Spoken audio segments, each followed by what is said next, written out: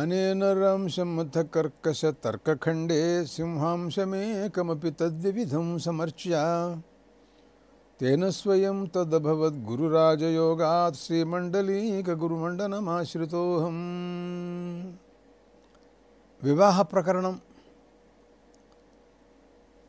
కన్యాదాత గృహం నుండి వరుడు తన గృహానికి వధువును తీసుకువెడుతున్నాడు. మార్గంలో నదులు కానీ అలాగా చతుష్పథం 4 బజార్ల కూడలి, ఏదైనా ఒక స్థాణువు, ఇలాంటివి కొన్ని దాటాల్సి వస్తూ ఉంటుంది. అటువంటిప్పుడు ఏం మంత్రాలు పఠించాలి, దానివలన ఏదైనా అనర్థం వస్తుందా, నివారణ ఎలా చేసుకోవాలి అనే విషయాన్ని గురించినటువంటి మంత్రాలు ఆపస్తమ్మ మహర్షి సూచించినటువంటి ప్రకారంగా వాటిని హోమం కానీ లేక వారు ఎలా చెబితే అలా. ఇప్పుడు మార్గమధ్యంలో శ్మశానం కూడా ఉండవచ్చు. దాన్ని అతిక్రమించి దాటి వెళ్ళవలసినటువంటి పరిస్థితి. వీళ్ళేమో నూతన వధూవరులు, వీళ్ళు ఆ మార్గంలో నిజంగా పోకూడదు. అయినా ఆ మార్గం మధ్యంలో ఇంకో మార్గం లేనప్పుడు రథం వెళ్ళక తప్పదుగా. అటువంటప్పుడు వాళ్ళ దగ్గర కన్యాగృహం నుంచి కన్యాదాత గృహంలోంచి బయలుదేరినప్పుడు అగ్నిని వాళ్ళు రథంలో పెట్టుకుని బయలుదేరారు. మళ్ళీ తిరిగి వరుడు తన ఇంట్లో ఆ అగ్నిని అట్టిపెట్టి హోమాలు అవి చేయటం, గృహప్రవేశ హోమాలు అవన్నీ కూడా చేస్తాడు. ఈ మధ్యలో ఈ శ్మశానాన్ని దాటడం అనేటటువంటి ప్రసక్తి. అగ్ని ఉన్నప్పటికీ అపవిత్రమైనటువంటి ప్రదేశంలోంచి వెడుతున్నాం కనుక అది అయినట్టుగా భావించి దానికోసమని ఒక హోమం చేయటానికి మహర్షి నిర్ణయించారు, ఉపదేశం చేశారు. శ్మశానాది వ్యతిక్రమే ఉత్తరా ఆహుతేర్జుహోతి అని అన్నారండి. యదృతేచిదభిశ్రిషః పురా జర్తృభ్య ఆతృదః సంధాతా సంధిం మఘవా పురో వసుః నిష్కర్తా విహృతం పునః అని ఉందండి. ఇది ఈ మంత్రంలో అనేక రకములైనటువంటి అవ్యయాలు ఉన్నాయి. చాలా వాటికన్నింటికి ఉన్నది ఉన్నట్టుగా అర్థం చెప్పడానికి వీలు లేకుండా అర్ధాంతరాలు చెప్పవలసినటువంటి అవసరం ఎంతైనా కనపడుతోంది. ఎత్తు అని ఉంది, దానికి యహ అని అర్థం చెప్పాల్సి ఉంటుంది. చిత్తు అని ఉంది, దానికేమో అపి అని అర్థం చెప్పాలి. అంటే యదృతేచి అంటే రుతేపి అని అర్థం చెబుతారు. అధిశ్రేష అధిశ్రిట్ అంటే విశ్లేషణ ద్రవ్యము అని దానికి అర్థం. అభిశ్లేషణ ద్రవ్యము అని దానికి అర్థం. అంటే ప్రపంచంలో ఇప్పుడు ఏమిటంటే అగ్ని పోతే మళ్ళీ తిరిగి అగ్నిని అనుసంధానం చేయటం విషయం. అసలు ఉన్నా కూడా అది అశాస్త్రీయంగా ఉందేమో అనేటువంటి అనుమానంతో దానికి శాస్త్రీయత్వాన్ని సంపాదించటం. అటువంటి పరిస్థితుల్లో ఆ అభిశ్లేషణ ద్రవ్యం ప్రపంచంలో ఒకదాన్ని ఒకదాంతో కలపటం అనేటటువంటి ప్రసక్తి అన్నమాట. అపవిత్రమైందేమో అనుకున్నటువంటి దానికి పవిత్రతని కలపటం, దానికి అనుసంధానం చేయటం, పవిత్రత్వాన్ని సంపాదించటం అన్నమాట దానికి అర్థం. అదిగో అది సందర్భం. ఇప్పుడు చూడండి, 2 కాగితాలు మనం ఊడిపోతే రెండింటిని మనం జిగురు పెట్టి అతికిస్తూ ఉంటాం.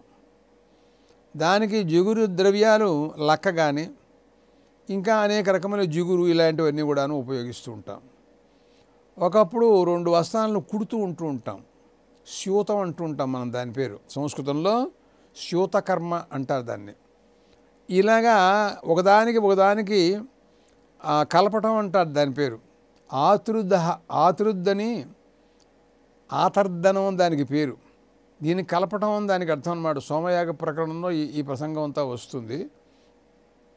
ఇక్కడ అంటారు ఆయన, యదృతేచిదభిశ్రిషః పురా జర్తృభ్య ఆతృదః పూర్వకాలంలో అంటే సుమారుగా కొంతకాలంలో ఈ ద్రవ్యాల వలన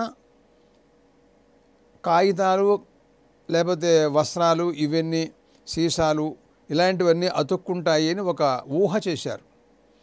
అది ఎంతకాలం అయి ఉంటుంది? ఇప్పటికీ 100 ఏళ్ళు, 2 సంవత్సరాలు, 1000 సంవత్సరాలు అయి ఉంటుంది అనుకో. అంటే అంతకుముందు లేదు ఈ గొడవ, తెలియదు. అప్పటికంటే ఇప్పుడు మరీ ఇంకా గొప్ప తెలివితేటలు పెరిగిపోయి ఇంకా సులువుగా అతికించే మార్గాలన్నీ కూడా ఇప్పుడు వచ్చినాయి ఇంకా తెలివితేటల వలన. అవి ఆ రోజుల్లో అంతవరకు ఉండేది. కానీ అవి ఎప్పుడు ప్రారంభమైనాయో కానీ దానికి ముందే ఇలాగా ఒకదాన్ని ఒకటి అతికించడం అనేటటువంటి ఒక ప్రణాళిక, ఆ భావాలన్నీ కూడాను అప్పటి నుంచి కూడా ఉన్నాయన్నమాట. అందుకనే పురా జర్తృభ్య ఆతృద అన్నారు. పూర్వకాలంలో ఇదురుకంటే అంటే అభిశ్రీష అన్నాడుగా, అంటే అభిశ్రిట్ అంటే అభిశ్లేషణ ద్రవ్యం, అంటే అతికించే ద్రవ్యం అన్నమాట. అంటే లక్క కావచ్చు, లేకపోతే జిగురు కావచ్చు, ఇలాంటివి అన్నమాట. అటువంటి దానికి అన్నం కూడా ఒకప్పుడు వండి మెత్తగా దాంతో కూడా కొన్ని అతికిస్తుంటారు. పిండి కూడా ఒకప్పుడు అతికిస్తుంటూ ఉంటారు. రకరకాలుగా ఇప్పుడు ప్రస్తుత కాలంలో అతుక్కోవడానికి తగిన ద్రవ్యాలన్నీ సంపాదించారు. దాన్నే ఇక్కడ ఈ శబ్దం అధిశ్రిట్ అనే శబ్దంతో దాన్ని వాడుతున్నారు. దీనికంటే ఈ అధిశ్రిట్ కంటే కూడా అంటే ఇలాగా ఆ అభిశ్లేషణ ద్రవ్యం, ఒకదాన్ని అతికించే ద్రవ్యం మనం ఏదైతే అనుకుంటూ ఉంటామో దానికంటే ముందుగానే ఆతర్దనం అతికించడం విషయంలో వాళ్ళు దేవేంద్రుడు ఈ రకమైనటువంటి ఆలోచనతో ఆయన వీటన్నిటినీ కూడా అనుసంధానం చేస్తూ ఉంటాడు అని ఒక మాట ఉందండి. ఈ మంత్రంలో ఆ మాట మాట్లాడుతున్నాడు. ఎవరు చేస్తున్నారు ఈ అనుసంధానం అంటే మగవా, మంత్రంలోనే ఉంది మగవా అని ఉందిగా. దేవేంద్రుడు చేస్తున్నాడు అన్నమాట దానికి అర్థం. ఆయన విజ్ఞానం ముందు మన విజ్ఞానం ఎంతండి? ఆయన ఎప్పుడో ఈ విషయాలన్నీ తెలుసు ఆయనకి. అందుకోసమని అగ్ని ఉన్నప్పటికీ కూడా ఆ అగ్ని అపవిత్రమైపోయింది అని అపవిత్రమైనటువంటి అగ్ని కంటే పవిత్రమైనటువంటి అగ్నిని సంపాదించి దానికి ఇమడ్చడం అన్నమాట దానికి అర్థం, దానికి కలపటం అన్నమాట దానికి అర్థం. అలాంటి భావాల్లో ఈ మంత్రం ప్రధానంగా ఆ భావాలను సూచిస్తూ ఈ మంత్రం కనపడుతోందన్నమాట. అదే అంటున్నారు యదృతేచిదభిశ్రిష అభిశ్రిష ఋతేపి అంటే పూర్వకాలంలో అతికించే ద్రవ్యం లక్క, లేకపోతే జిగురు, లేకపోతే పిండి, వండినటువంటి పిండి, ఇలాంటి పుస్తకాలు అతికిస్తుంటూ ఉంటాడు చూడండి. వాటిలో అవి లేకపోయినా జర్తృభ్య పురా జిగురు మొదలైనటువంటి పదార్థాల కంటే ముందే ఆతృత సంధాత అంటే ఈ ఆతర్దనం అతికించటం కలపటం అనేది ఉన్నాయి చూసారా. దాన్ని అనుసంధానం చేసేవాడు ఎవరు అంటే ఆయన మఘవ, సంధిం సంధాత. అలాంటి సంధిని చేసేటటువంటి వాడు, దాన్ని కలిపేటటువంటి వాడు మఘవ దేవేంద్రుడండి. ఆయనకి ఇవన్నీ పూర్వమే తెలుసు. ఆయన ఎలాంటి వాడంటే పురోవసు అన్నారండి. అంటే ఆయనకి బాగా గొప్పగా ధనం ఉంది ఆయన దగ్గర, ఎంత ఉందో తెలియదు అసలు. అలాంటి వాడు సంధాత సంధిం మఘవా పురోవసు. అదే కాక సంధిం సంధానం సంధాత, ఆయన మహా గొప్ప నైపుణ్యం కలవాడు ఈ విషయంలోనమాట. దానికి అర్థం సంస్కర్త అన్నమాట, గొప్పగా సంస్కారం చేస్తాడు కాబట్టి అయినా సంధిం మఘవా పురోవసు నిష్కర్త విహృతం పునః. ఆయన విహృతం అంటే అత్యంత వినష్టమపి, అంటే బాగా ముక్కలైపోయినాయి అనుకోండి కొన్ని కాగితాలు, మెల్లిగా జాగ్రత్తగా చూచి అక్షరాలని పెట్టి మనం జాగ్రత్తగా అతికించి ఒక దారికి తీసుకొస్తూ ఉంటాం ఒకప్పుడు మనం. అలాగా వస్త్రం కూడా తునిగిపోయిందనుకోండి, దాన్ని కూడా జాగ్రత్తగా అతికించి దాన్ని కూడా మనం ఏదో పెడుతూ ఉంటాం. అలాగే గ్లాసులు కూడా అలాగే పగిలిపోయినాయి అనుకోండి, వాటిని కూడా అతికించే మార్గాలు. ఇలాంటివి కంటే కూడా ఇంకా అంతకంటే గొప్పవి ఏంటి అంటే ఇప్పుడు ఈ అగ్నులు రెండూ కూడాను నష్టమైపోయింది అనుకోండి అగ్ని, మళ్ళీ ఇంకో అగ్నిని తీసుకొచ్చి దానికి అనుసంధానం చేస్తాడనమాట ఆయన. అది ఎప్పటి నుంచి ఉంది? దేవేంద్రుడు అంటే ఏమిటి? సృష్టి ఆదిలోంచి ఉన్నవాడు అనమాట దానికి అర్థం. ఈ మధ్యకాలంలో మనం తెలుసుకున్నాం, కానీ ఇవన్నీ ఆయన మొట్టమొదటివాడు కాబట్టి ఎప్పటి నుంచో ఉన్నాడు కనుక సంధాత సంధిం మఘవా పురోవసు అంటే ఏమండి దీనికోసం నేను డబ్బు ఖర్చు అవుతుంది ఏంటి ఏమైనాను? అయితే అవుతుందయ్యా, ఆయన దగ్గర డబ్బులు సమృద్ధిగా ఉన్నాయి. పురోవసు ఆయన అంటే అధిక ధన ఇత్యర్థ, ఎక్కువగా డబ్బు ఉంది కాబట్టి ఏదైనా కావాలంటే బజార్ నుంచి 3 నిమిషాలు తెప్పించేస్తాడు అలాంటి వాడు. అందుకోసమని అలాంటి మనిషి కాబట్టి తప్పకుండా చేస్తాడు. పోనీ ఏదైనా కొద్దో గొప్ప అతికించడం కాదో విహృతం అన్నాడండి. ఆ విహృతం అంటే బాగా ముక్కలైపోయినటువంటి వాటిలను అన్నమాట దానికి అర్థం. అలాగే మనస్సులు కూడా విరిగిపోతాయంటారు చూసారా, కొంతమంది ప్రపంచంలో చెబుతూ ఉంటారు, ఏమోనండి మనస్సు విరిగిపోయింది, ఇంకా అతుకుతున్నాను, నాకు నమ్మకం లేదు. వాళ్ళు కలవరండి, వాళ్ళ మనసులు అంతా విరిగిపోయినాయి అంటారు. మనసులు విరిగిపోవడానికి మనసు ఏమిటో వీడికి తెలుసు అసలు, ఏదో చెబుతూ ఉంటారు ఈ కబుర్లన్నీ. కాబట్టి అలాంటి వాటిలన్నింటినీ కూడాను అనుసంధానం చేసే మహానుభావుడైన ఈ మంత్రంతో హోమం చేసినట్లయితే మనం శ్మశానాన్ని దాటి అర్థం వచ్చినప్పటికీ కూడా ఆ మార్గంలో రావటం వలన ఆ గృహపతి సంబంధించినటువంటి కన్యాదాత గారి గృహం నుంచి తీసుకొచ్చినటువంటి అగ్ని అది ఒకవేళ అపవిత్రమైపోయిందనేటటువంటి సందేహం ఉన్నప్పటికీ కూడా ఈ హోమం చేయటం చేత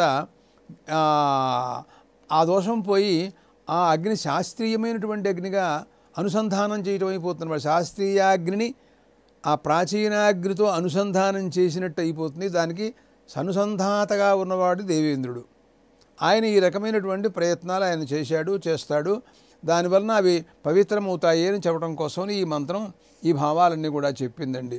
యదృతేచిదభిశ్రేష పురాజర్తృభ్య ఆతృద సంధాత సంధిం మఘవా పురోవసు నిష్కర్త విహృతం పునః అని అన్నారండి. తర్వాత మళ్ళీ వెళ్ళిపోతున్నారు. మామూలుగా రథం వెళ్ళిపోతుంది. మార్గంలో కొన్ని చెట్లు, అనేక రకములైనటువంటి చెట్లు కూడా మనకు మార్గ మధ్యంలో దర్శనమిస్తూ ఉంటాయి. అంటే క్షీరిణాం వృక్షాణం వ్యతిక్రమే ఏ గంధర్వా ఇతి అంటూ ఒక మాట మాట్లాడాడు ఆపస్తమ మహర్షి. అంటే పాలు కారేటటువంటి చెట్లు, బొప్పాయి చెట్టు ఉందనుకోండి, అది పాలు కారుతుంది దాంట్లోంచి తీస్తే. అట్లాగే ఇంకా కొన్ని చెట్లు, జిల్లేడు చెట్టు ఉందనుకోండి, ఇలా ఏ చెట్లు అలా మనం కొమ్మ విరవటం కానీ, పూలు కోయటం కానీ, కాయలు లాగటం కానీ చేస్తే అవి పాలుగా కారుతూ ఉంటాయో, అలాంటి చెట్లను దాటినప్పుడు అది కూడా తప్పే అన్నారండి. అటువంటిప్పుడు ఏం చేయాలి అంటే ఒక మంత్రం చెప్పాడు మహర్షి, దాన్ని వరుడు జపం చెయ్యాలి అని చెప్పారండి. ఓహో అలాగా. ఏ గంధర్వా అప్సరసశ్చ దేవీరేషు వృక్షేషు వానస్పత్యే శ్వాసతే శివాస్తే అస్యైవద్వై భవంతు మాహిగుం శిశుర్వహతు మూహ్యమానా అన్నారండి. అంటాడు, ఈ చెట్లన్నీ కూడాను నా భార్యని ఎటువంటి అపకారం చేయకుండా, హింస చేయకుండా ఉండుగాక అని కోరుకుంటున్నాడండి. అదేమిటండి, చెట్లను కోరతాడేమిటి అంటే ఆ చెట్లల్లో కూడా చైతన్యం ఉందండి. మనుస్మృతిలో మనుగారు అన్నాడు, అంతఃసంజ్ఞా భవంచేతే సుఖదుఃఖ సమన్విత అన్నాడు ఆయన. అంటే వీట్లకు కూడా లోపల సంజ్ఞ ఉంటుంది, చైతన్యం ఉంటుంది. వాటికి కూడా మనలాగా సుఖదుఖాలు ఉంటాయి. మనం ఎవరైనా కొట్టారనుకోండి ఏడుస్తాం మనం, మనకేదైనా మళ్ళీ ఎవరైనా బాగా ఆహారం పెట్టారనుకోండి నవ్వుతాం, మనం ఆనందిస్తూ ఉంటాం. ఈ రకమైనటువంటి భావాలు నీళ్లు పోసారనుకోండి వికసించి ఆనందిస్తూ పూలు పూస్తూ నవ్వుతూ ఉంటాయి చెట్లు. ఆ పూలు పూయటం అంటే ఏమిటో తెలుసా, నవ్వటం అనమాట అర్థం. అది నవ్వుతోంది చెట్టు అన్నట్టుగా ఉంటాయి ఆ పూలు పూస్తే అనమాట. అదే కనుక ఒక కొమ్మ విరిచామనుకోండి పాలు కారిపోతూ సాయంకాలం కల్లా కొమ్మ ఎండిపోతుంది పాపం. చూసారా, అంటే చైతన్యం ఉంది, అందువలన ఆ కొమ్మలో చైతన్యం పోయింది కాబట్టి అది ఎండిపోతుంది. మిగతా చెట్టు అంతా కూడా చైతన్యం ఉంది కాబట్టి వికసిస్తూ ఉంటుందన్నమాట. అందువలన పైగా ఇంకొక మాట కూడాను, ఈ చెట్ల మీద గంధర్వులు ఉంటారటండి. అప్సర స్త్రీలు ఉంటారట. ఏతే వైగంధర్వాప్సరసాంగృహా అని మంత్రాలు ఉన్నాయి మాకు. ఈ చెట్లను గురించి మాట్లాడుతూ నెయ్యగ్రోధ ఔదుంబర అశ్వత్థ ప్లాక్ష ఇతి భవతి ఏతే వైగంధర్వాప్సరసాంగృహా. ఇప్పుడు నేను చెప్పినటువంటి వృక్షాలు ఉన్నాయి చూసారా, మర్రి చెట్టు, మేడి చెట్టు, అలాగే రావి చెట్టు, తర్వాత జువ్వి చెట్టు, ఇలాంటివి ఉన్నాయి చూసారా. ఇవన్నీ వాటి మీద గంధర్వులు ఉంటారటండి. ఓ నాయను, గంధర్వులు ఉంటారట. వాళ్ళు దాక్కుని ఉంటారన్నమాట దానికి అర్థం. అయితే ఎవరికన్నా కనపడతారా? ఎందుకు కనపడరు? చూస్తే కనపడతారు. అవి వాళ్ళకి ఇవే ఇళ్ళుట. పాపం వీళ్ళల్లోనే ఉంటారట వాళ్ళు ఎప్పుడూ కూడాను అని ఒకచోట మాకు వర్ణనలు ఉన్నాయి వేదాలలోనూ. అదే మాట మాట్లాడుతోంది ఈ మంత్రం కూడాను. ఏ గంధర్వా అప్సరసశ్చ దేవీరేషు వృక్షేషు వానస్పత్యే శ్వాసతే.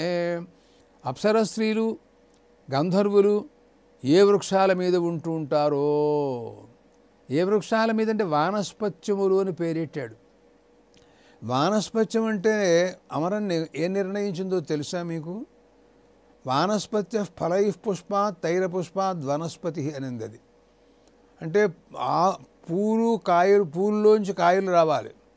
ఇప్పుడు గుమ్మడి చెట్టు ఉందనుకోండి మీకు, ఆ గుమ్మడి చెట్టు అది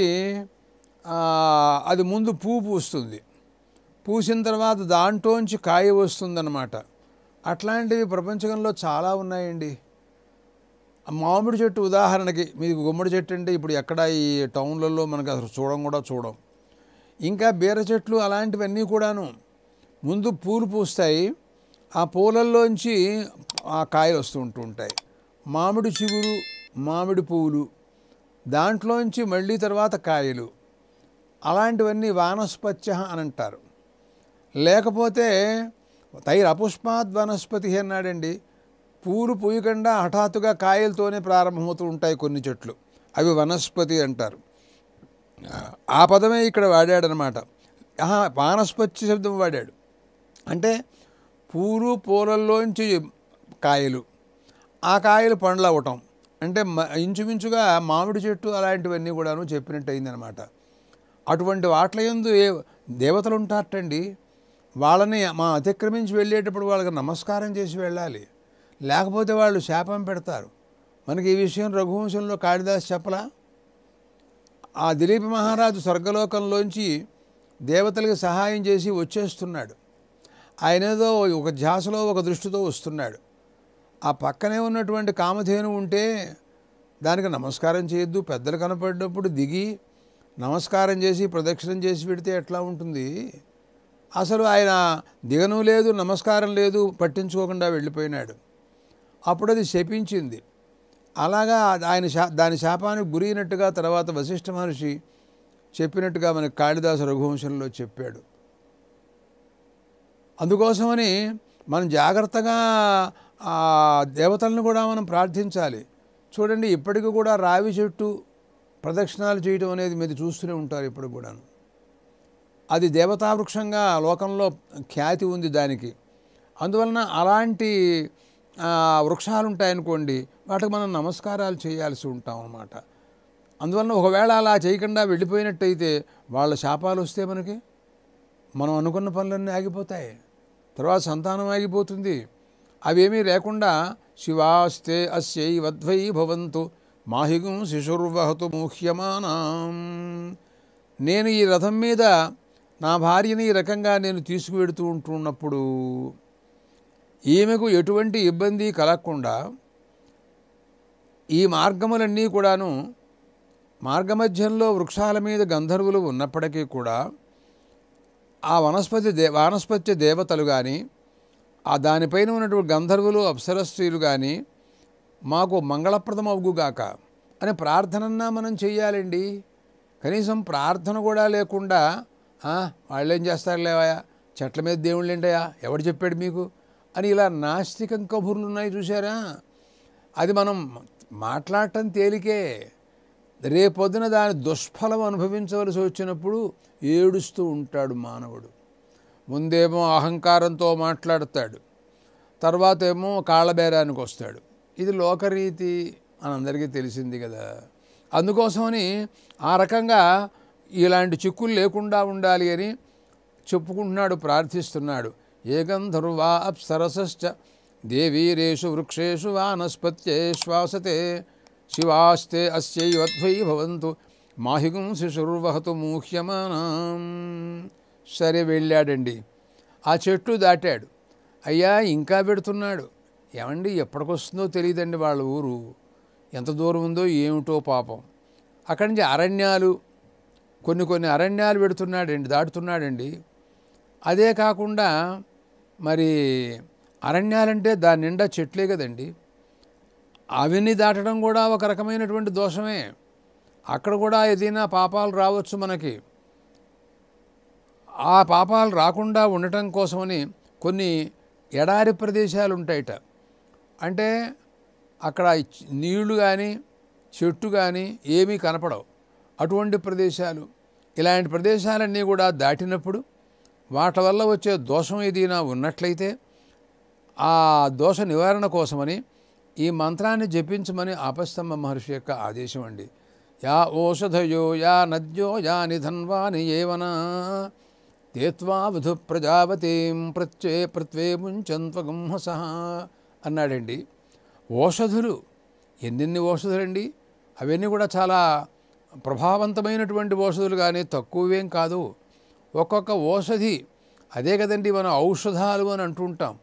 ఓషధుల వల్ల వచ్చిన మందులే ఔషధాలు అంటే అర్థం అన్నమాట. అవి ఏం చేస్తాయంటే మన రోగాలన్నింటినీ పోగొడుతున్నాయి కదండి. దాంట్లో ఒక శక్తి ఉంటుందన్నమాట, దానికి అర్థం భగవత్ శక్తి ఉందన్నమాట. అదే మనకు ఆయుర్వేద శాస్త్రం ఆ విషయాన్నే చెబుతూ ఉంటుంది. కాబట్టి ఆ ఓషధులు, అలాగే నదులు దాటడం అండి. నదులు కూడా మనకి ఈ మధ్యన ఒక మంత్రంలో ఆ నదులు దాటడం కంటే దానిపైన వంతెన ఉంటే ఆ వంతెన మించి వెళ్ళటం మంచిదని చెప్పింది అది. ఎందుకంటే నీళ్ళలో దిగితే అప్పుడు ఆ జలదేవతలకు ఏదైనా మనం అపచారం చేసిన వాళ్ళం అవుతాం. మనం కొన్ని ఇబ్బందులు ఉంటాయి అక్కడ. అటువంటివి లేకుండా దానిపై నుంచి వెళ్ళిపోయినట్టయితే ఈ చికాకు ఉండదు అని ఒక మంత్రంలో మనం అనుకున్నాం. అలాగే నదులు, యా ఓషధయో యా నద్యో యా నిధన్వాని. ధన్వ శబ్దం మరు ప్రదేశము దానికి అర్థం. అంటే మరు ప్రదేశం అంటే అది అక్కడ నీళ్లు పుట్టవు, ఎడారిలాగా ఉంటుంది, అలా పోతూ ఉండటమే తప్ప అక్కడ ఏమీ మనకు చెట్టు పుట్ట గోడ మరొకటి ఏం కనపడదు. అలాగే ఏ వనాలండి, ఇవన్నీ కూడా దాటుతాం. తేత్వా వధు ప్రజావతీం ప్రత్వే ముంచంత్వగుంహస. ఓ వధు, వీళ్ళందరూ కూడాను నేను ప్రార్థిస్తున్నా నీకోసమని. వీళ్ళందరూ కూడాను నీకుండే అగుంహస అనుకో, నీకుండే పాపాల నుండి నిన్ను విముక్తురాలను చేయుగాక. చేయటం వల్ల ఏం జరుగుతుందంటే పాపం లేదు, నీకు నిష్పాపురాలివి అయిపోతావు నువ్వు. అలా అవటం వల్ల వచ్చే లాభం ఏమిటో తెలుసా? పాపం లేదు అంటే మనకు సంతానం కలుగుతుంది అని దానికి అర్థం అన్నమాట. లోకంలో సంతానం లేని వాళ్ళు ఏదో పాపం చేశారండి, జన్మాంతర పాపం, అందువల్లనే వీళ్ళకి సంతానం కలగలేదని లోకంలో చెప్పుకుంటూ ఉంటారు. పాపం ఆ మాట విన్నప్పుడల్లా వాళ్ళకి బాధగా ఉంటుంది. ఏం చేస్తాం మనం చేసేది ఏం లేదు కదా, అదేదో వాళ్ళు చేసుకున్న విషయం. జన్మాంతరంలో ఏం జరిగిందో వీళ్ళకి తెలియదు. ఇప్పుడు దాని ఫలం ఏమిటో ఇప్పుడు అనుభవిస్తున్నారు, దానికి అర్థం అన్నమాట. కాబట్టి మనం ఏదైనా శాస్త్రాలు కొన్నో గొప్పో తెలుసుకుంటూ ఉండాలి. ఈ పనులు చేస్తే, ఈ పాపాలు చేస్తే వీటి వలన మనకి ఈ ప్రమాదాలు ఏర్పడతాయి అనే విషయం గ్రహించాలి. అది గ్రహించకుండా అవన్నీ వచ్చి పుక్కిడి పురాణాలు, అవన్నీ ఒకటి కాగితాలు, వాళ్ళంతా కూర్చొని రాసుకున్నారు, వాళ్ళకేం పని లేదు అని ఇలాంటి వితండవాదాలు ఉన్నాయి చూసారా, పిడివాదాలు అంటారు వీటిని. ఇటువంటివన్నీ కూడాను మనకి ఇబ్బందికరమైనటువంటి విషయాలు, మనకే అనర్థం అనుకోండి ఇవన్నీ కూడాను. అలాంటివిగా ఈ రకంగా ఆ మార్గమధ్యంలో ప్రయాణంలో ఇవన్నీ కూడాను చూశాడండి. ఈ పైన తన ఇళ్ళ దగ్గరికి వచ్చేసాడు, ఊళ్ళోకి చేరుతున్నాడు అన్నమాట దానికి అర్థం. అప్పుడు చూపిస్తున్నాడు, వధువుకి చూపిస్తున్నాడు. వధు గృహానుత్తరయా సంకాశయతి అన్నారు ఆపస్తంభ మహర్షి. ఈ మంత్రంతో తన ఇళ్ళను చూపిస్తున్నాడు. గృహాన్ భద్రాన్ సుబన సప్రపద్యే వీరగ్ని వీరవతస్సు వీరాను ఇరాం వహతో ఘృతముక్షమాణా తేష్వహగుం సుమనా సంవిశాని అని అంటున్నాడండి. ఆ మాటలన్నీ మాట్లాడుతున్నాడు. సంకాశయామి వహతుం బ్రహ్మణ గృహైరఘోరేణ చక్షుషా మైత్రేణ పర్యాణద్ధం విశ్వరూపం యదస్యాగుశ్యోనం పతిభ్య సవిత కృణోతు తత్ అని అన్నాడండి. ఇప్పుడు ఈ మంత్రంతో ఆమెకు తనకు సంబంధించినటువంటి గృహాలన్నిటి కూడాను చూస్తున్నాడు. ఇదివరకు కూడా మనం అనుకున్నాం, గృహాన్ ఉత్తరయా సంకాశయతి అని అంటూ గృహాన్ భద్రాన్ సుమనసః ప్రపద్యే వీరగ్ని వీరవతస్సు వీరాను ఇరాం వహతో ఘృతముక్షమాణా తే స్వహగుం సుమనా సంవిశామి అనేటటువంటి మాటల్లో ఆ గృహములలో పరిస్థితి వాటి గురించినటువంటి విషయాలు చాలా మనం అనుకున్నాం. ఇప్పుడు కూడాను మళ్ళీ ఆ విషయాలు అవసరం వచ్చినప్పుడు మనం చెబుతూనే ఉన్నాం మధ్యలో. ఇప్పుడు అంటాడు, నువ్వు నా ఇల్లు చూడు ఒకసారి. ఆ చూసినప్పుడు నువ్వు అఘోరేణ చక్షుష అన్నాడండి. అంటే క్రూర దృష్టితో చూడమోకే, మైత్రి దృష్టితో చూడు. అంటే ఏమిటి మైత్రి దృష్టి, క్రూర దృష్టి, 2 రకాల కళ్ళజోళ్ళు ఉంటాయంటే ఏమైనా ఆవిడకి, అమ్మాయికి, పెళ్లి కూతురికి. అదేం కాదు, భావంలో తేడానండి. మంచి మనస్సుతో చూస్తే అదే మైత్రి దృష్టి అంటారు దాన్ని. అదే లోపల క్రౌర్యం పెట్టుకుని, అసూయ రాగద్వేషాలు పెట్టుకుని దాంతో చూచిందనుకోండి, అదేమో ఘోర దృష్టి అంటారు దాని పేరు అన్నమాట. అలాంటి దృష్టి పెట్టుకోమోక అదే అంటాడు. అఘోర సంకాశయామి వహతుం బ్రహ్మణ గృహైరఘోరేణ చక్షుషా మైత్రేణ.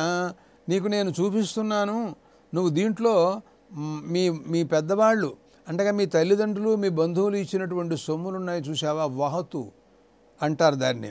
ఆ వహతు ఉందే అంటే ఆభరణాలు, వజ్రాలు, వైఢూర్యాలు, ఏవో చీరలు, ఏవో వాళ్ళు ఏం పెట్టారో మనకు తెలియదండి.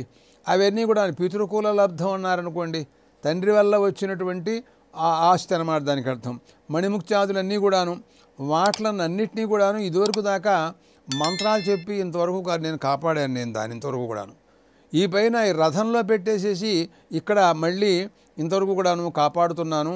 అది మనకి ఇప్పుడు మన ఇంట్లోకి తీసుకువెళ్ళి ఈ పైన మన గృహంలో పెట్టి బీరువాలో పెట్టేద్దాం. ఇనప పెట్లు, భోషాణాలు ఇలాంటివన్నీ ఉంటాయి. అతను చాలా గొప్పవాళ్ళగా ఉన్నాడు చూస్తేను ఆ వరుడు. ఎందుకంటే మరి ఇంతవరకు కూడా రథం మీద తీసుకొచ్చాడు అంటే అది రథం ఉందంటే మరి అదనమాట. అందుకోసమని అలాంటి గొప్పవాడై ఉంటాడు. అందుకనే అంటున్నాడు పర్యాణద్ధం విశ్వరూపం అని అంటాడండి. అంటే ఇతని యొక్క సంబంధించినటువంటి ఆ సొమ్ముందే బంధువి ప్రేమణ బహువిధం సమర్పితం పర్యాణద్ధం. వాళ్ళ తల్లి తండ్రి వాళ్ళ బంధువులు అందరూ ప్రేమతో చాలా గొప్పగా తలో నగలు అలా ఇచ్చేసారండి వీళ్ళు. అవన్నీ తెచ్చుకుంది ఆ అమ్మాయి. దాన్ని పర్యాణద్ధం అంటారు దాన్ని. విశ్వరూపం ఇంకో మాట అన్నాడు. అంటే చాలా రకరకాల, ఒకళ్ళు వడ్డాణం, ఒకడు వంకెలు, ఒకడు గాజులు, ఒకళ్ళేమో అది చెవులు పెట్టినవి, జల్లో పెట్టు. అరే ఏం నగలయ్యా, ఏమి నగలు, ధగ మెరిసిపోయేటటువంటిది అనమాట. యదస్యాగుశ్యోనం పతిభ్య సవిత కృణోతు తత్. అవన్నీ కూడాను మా అందరికీ కూడాను చూడటానికి అందంగా ఉంటాయి. మేమంతా చూసి చాలా సంతోషిస్తూ ఉంటాం. మా ఇంట్లో వాళ్ళందరూ కూడాను, నేను, నా బంధువులు, మా అమ్మ, మా నాన్న, అలాగే మా పెంతండి, మా బాబాయ్, మా తర్వాత ఏమో మా పిన్ని, అక్కడి నుంచి ఏమో మా పెద్దమ్మ, అక్కడ మా తమ్ముళ్ళు, ఓహోహోహో వీళ్ళందరూ కూడాను చూచి ఎంతో ఆనందిస్తారనుకో. అలాంటిదన్నమాట. దానికి సవితా కృణోతు తత్. ఇదంతా కూడా సవితృదేవత ఈ రకమైనటువంటి సన్నివేశాన్ని కల్పించుగా కానీ ఈ మంత్రంలో చెప్పుకుంటున్నాడు. సంకాశయామి వహతుం బ్రహ్మణ గృహైరఘోరేణ చక్షుషా మైత్రేణ పర్యాణద్ధం విశ్వరూపం యదస్యాగుశ్యోనం పతిభ్య సవితా కృణోతు తత్. అంటే ధనం వలన ఒకప్పుడు పేచీలు వచ్చే అవకాశాలు ఉంటాయి. అలా రాకుండా అందరికీ కూడాను మంచిగాను సుఖం, ఇబ్బంది కలగకుండా, మరి అసూయ రాగద్వేషాలు లేకుండా ఆ సవితృదేవత కాపాడుగాక అని ప్రార్థించాడనమాట. ఇంకా తర్వాత మాట్లాడతాడు, చూద్దాం.